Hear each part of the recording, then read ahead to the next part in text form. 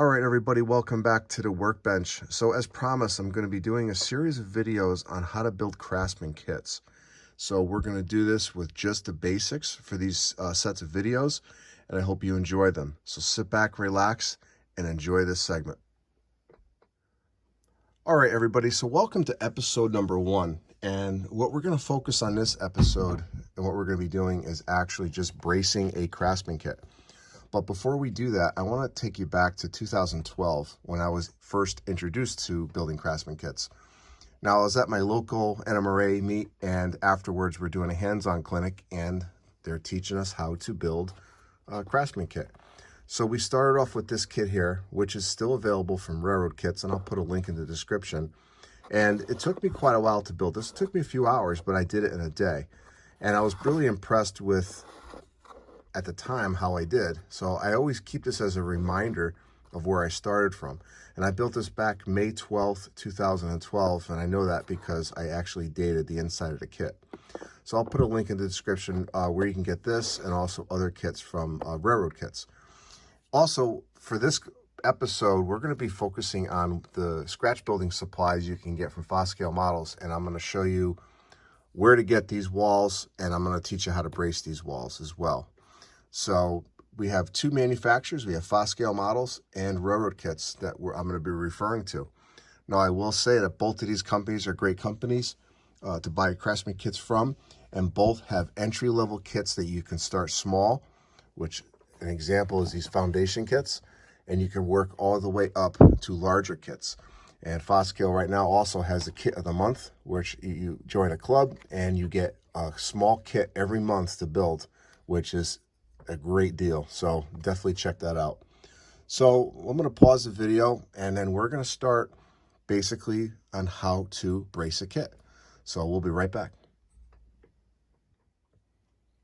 All right, everybody, before we get started, I have to talk about safety, because when you're working on Craftsman kits and using cutting tools and paints and everything else, we got to make sure that we're taking the proper steps to protect ourselves. If you're using the number 11 blades or any type of cutters, make sure that you protect yourself properly. Hands, your eyes, and if you're spraying stuff, make sure you protect your lungs, okay? So now that we talked about the safety aspect, let's get into bracing. So if you're working on a Craftsman kit, one of the first things you want to do is open up the kit and get familiarized yourself with the parts that you have. You want to make sure that you have all your wood separated, and you want to make sure that you've read the instructions thoroughly to make sure you understand exactly how you're supposed to build this and where you're supposed to put your bracing and other parts. So I'll show you an example of a kit. Let's see here.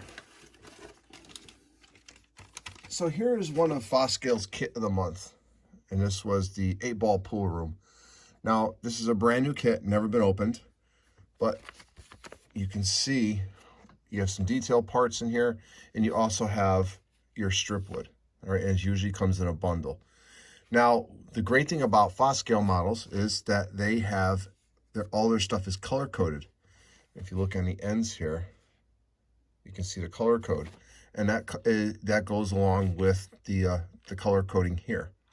So, which is great because then you can identify your strip wood and your corner bracing and anything else that you're going to be using.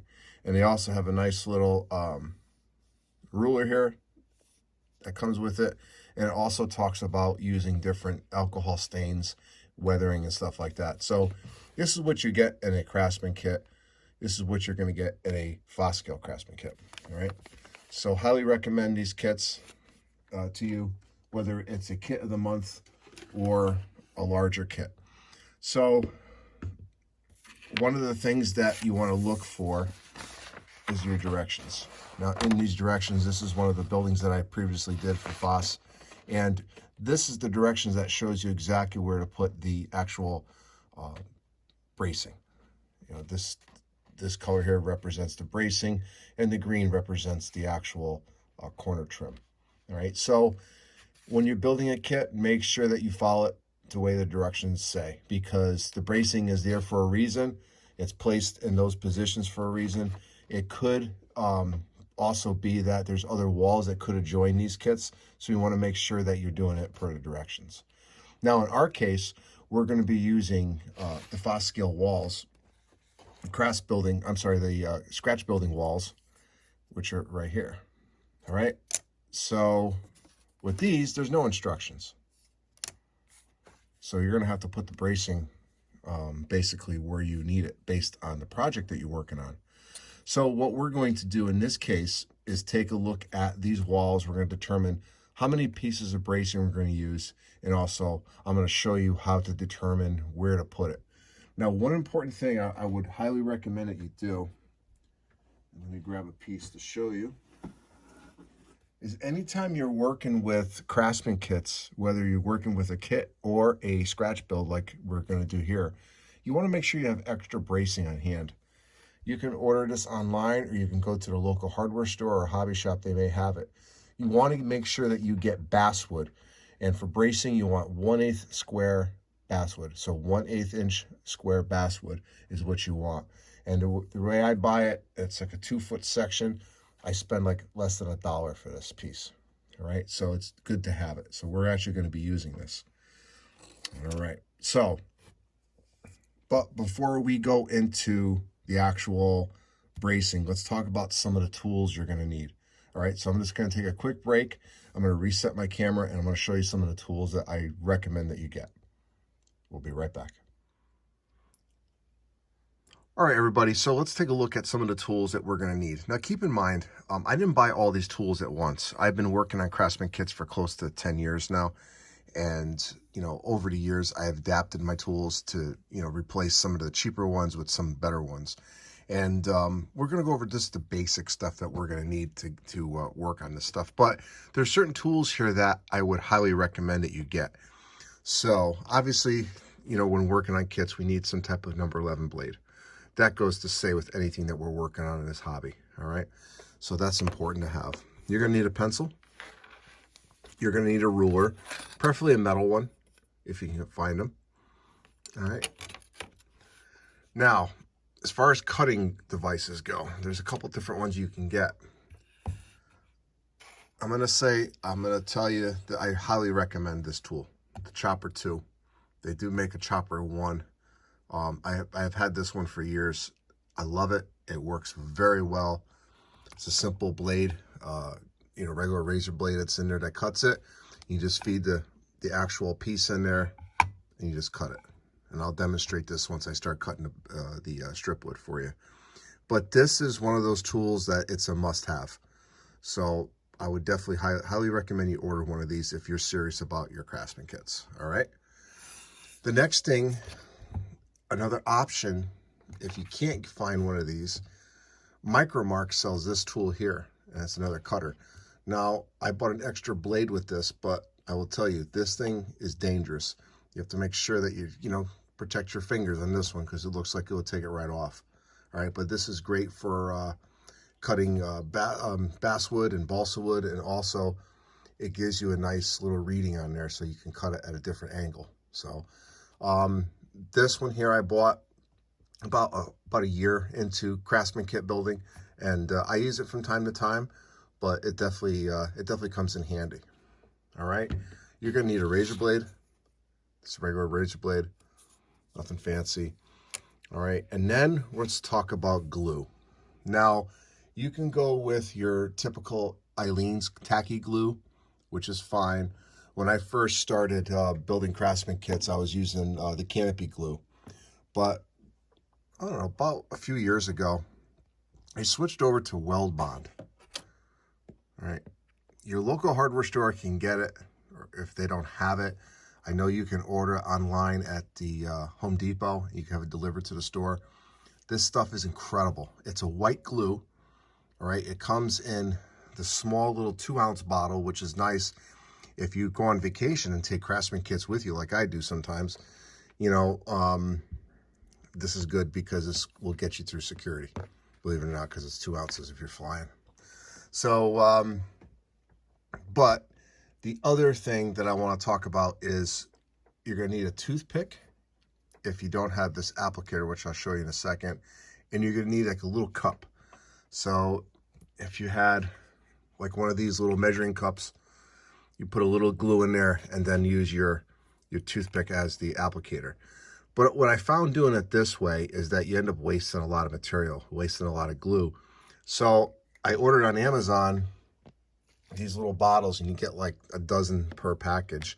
And what I do is I take weld bond glue, and I use a bigger container that I have of this, and I put it in here. And what's nice about it is that you're not wasting glue, and it keeps it fresh, and it only comes out a little bit at a time. And you don't need a lot of weld bond to actually glue your parts together with. So the glue is that good. There we go.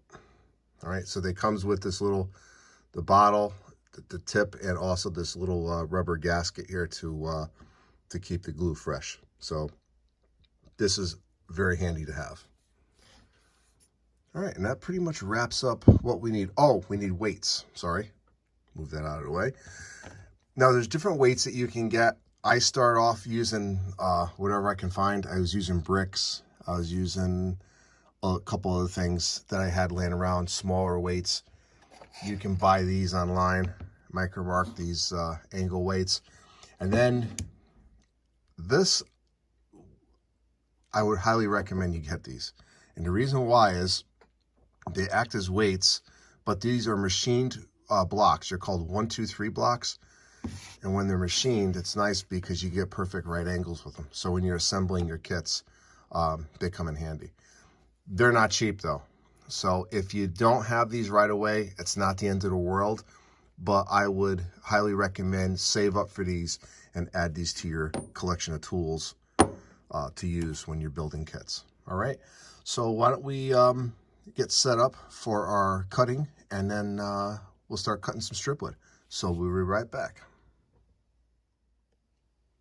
All right, everybody. So welcome back. And before we cut this piece of bracing up, let's talk about why we're doing this step. And the main reason is we're trying to prevent any type of warping happening to these walls. Now, warping will happen regardless if you brace it or not. But when you brace it, it really reduces most of the warping that is going to occur. And if you think about it, we're dealing with 1/16 inch wood that when you add moisture to it, it will warp. So the bracing will help you. Now, if you look at this wall, it has a slight bow to it. So if you add any type of moisture, this thing is going to curl up on you. So you want to make sure that you add the bracing to it. So unlike a kit, when you're building a scratch build, you can basically put as much bracing or as little as you want. I like to put a little extra bracing on there personally. So like I said, beginning of the video, you want to make sure you have extra stock of bracing. It never hurts to have it. All right, so we're going to take our piece and we're going to measure the back. All right, so let's talk about location of the bracing before we start measuring. So when you put these two walls together, all right, this is going to be a simple square. When you put these two walls together, you got to allow for corner trim. You want to make sure that these walls are going to meet up perfectly. So on this piece here, we're going to put the bracing right to the edge. So if we use this piece here and put the bracing to the edge, the adjoining wall can't have bracing on the edge. So just keep that in mind, and I'm going to show you what I mean in a second. So when we're measuring this piece,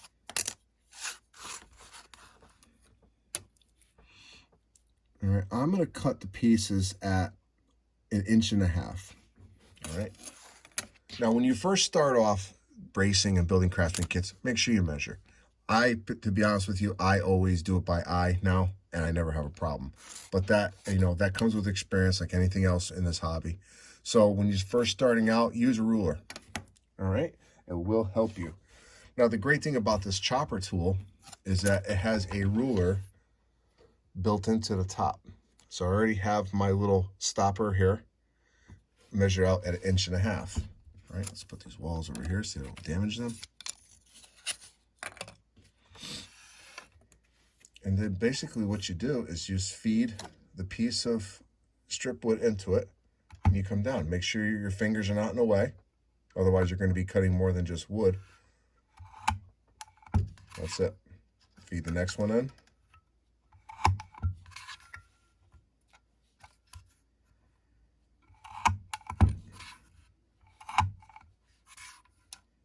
This is why I recommend this tool.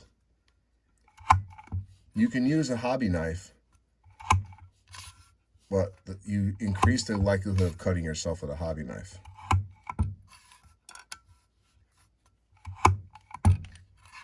All right, so we're going to keep cutting these pieces, and then we'll be right back, and I'll show you how I place them. All right, so I got the bracing done for these walls. Now I'm going to cut the bracing for the ends, which is just a little bit taller. Now these are scratch building walls, so just keep in mind, you may have to adjust as you go.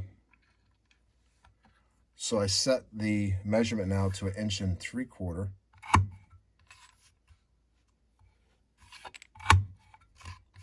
All right, so I gotta get another piece of, let's see if I got an extra piece here. I do.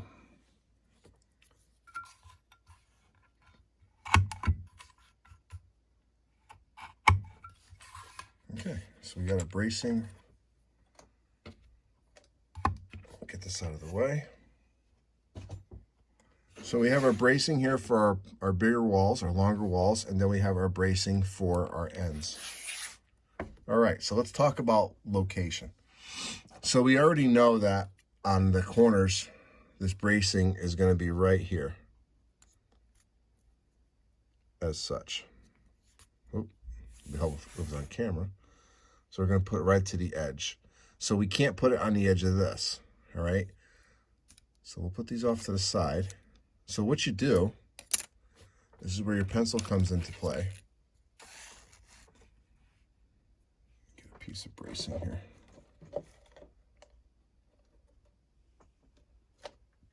Let's use this right here. So what you're going to do is you're going to take a piece of bracing, you're going to put it right to the edge of the long wall. And you're going to draw a line. Just like that, all right? Then you're going to put an X here. And why do you put the X there? Because you don't want to put bracing there, because otherwise it's not going to line up, all right? So you can put your bracing right here. So when you're first starting out, you could put a piece of bracing here. You put a piece of bracing there in between all the windows. And again, you want to make sure that you mark it accordingly. Take the extra time and slow down and look at it and make sure that you do it correctly, because what you don't want to do is figure out that you have to cut bracing off a wall, because that's how you ruin a Craftsman kit. All right. So for this wall, I'm going to need 1, 2, 3, 4, 5, 6 pieces. All right. So that wall is ready to go. We'll bring our next wall out. Same thing. On the ends, we draw our lines for proper bracing placement. We'll put a little X there.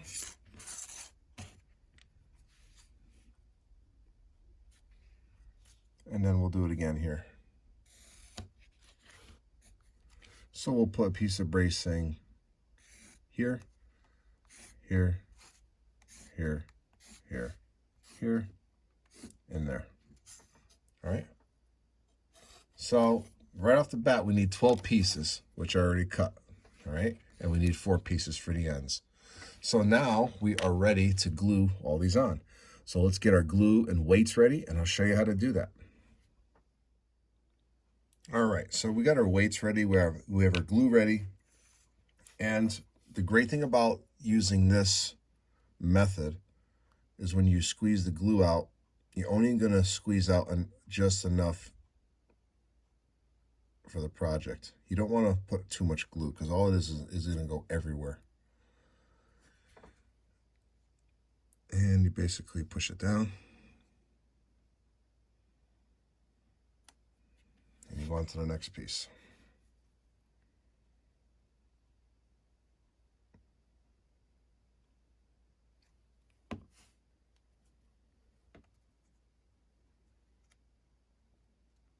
And what we're building here, if anyone is wondering, is we're building a yard office for or a crew lounge on the manufacturers over in the yard there.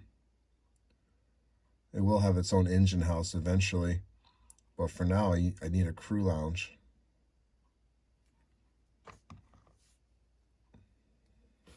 Or yard office, rather.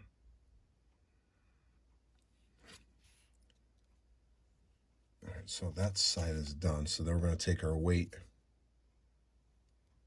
and weigh it down. And that's a perfect size for it. So we'll just take a little look at that. All right.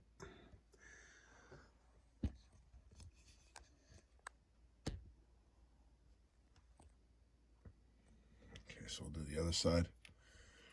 Now, the great thing about weld bond glue, what I found, is that it speeds up your build considerably. But if you're just starting out with this, take your time, do it right, and learn by what you're doing.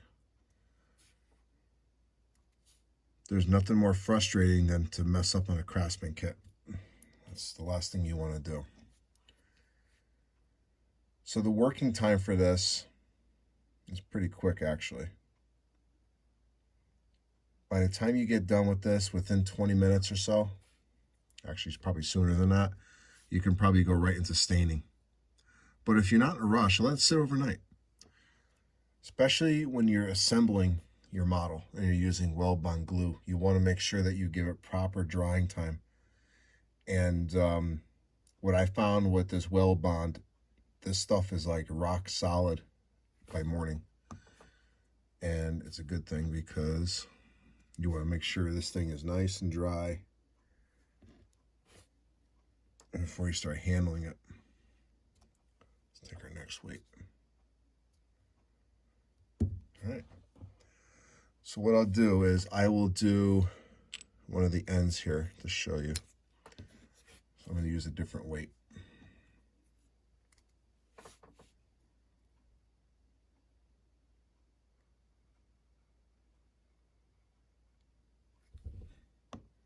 If you notice how much glue is on there, that's all you need. So you're not wasting anything. Now on the ends here, if you end up having the glue basically go ooze out this other side, which is not the end of the world, I'll show you what to do with that.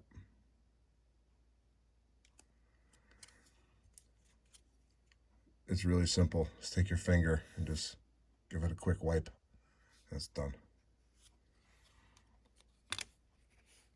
Same thing with the other side.